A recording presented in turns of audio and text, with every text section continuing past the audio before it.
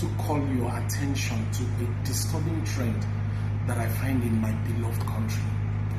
Not long ago, some of our service chiefs retired. But recently, the National Assembly have also confirmed some of them for further appointments. The same service chiefs who could not provide security, who retired to tell us that it will take us about 20 years for this country to fight or solve the security problem in the country. They've been confirmed for greater responsibility. All right, that is not my business. All right, let me also bring it to your attention that recently some clerics have been justifying why some bandits are doing what they are doing. Some governors have come to their defense to say, oh, why they should not be brought to justice, why they should be accommodated and even settled. Wow. Kidnapping has become the order of the day. These days, government agencies are in the business of settling even kidnappers. But my question is, when all this settlement of insurgents, kidnappers, even some militants have also been settled earlier, who is taking care of the Nigerian youth who has refused to go into crime or violence? Who is taking care of them? I guess it's not my business. What do I know? I'm an ordinary comedian. But let me tell you, as an ordinary comedian, what I've been going through. So to do a successful show in Lagos as a comedian, I look for about 20 million naira. You pay venue, you pay event service providers, you employ maybe about 100 people, create jobs for them to have a successful show.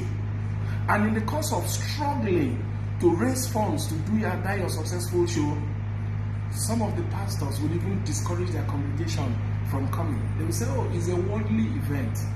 The governor will not be in attendance because, oh, he's very busy.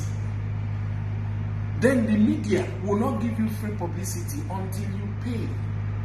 So you spend all this money, you go through all this stress and create jobs for 100 other youths without people really coming to your aid. You just tap into goodwill and some of your friends. Now COVID-19 has been here for more than a year.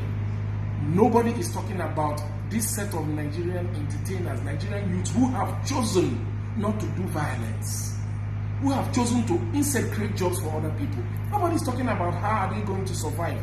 No palliative, no kind of support. Now, how much does an AK-47 cost?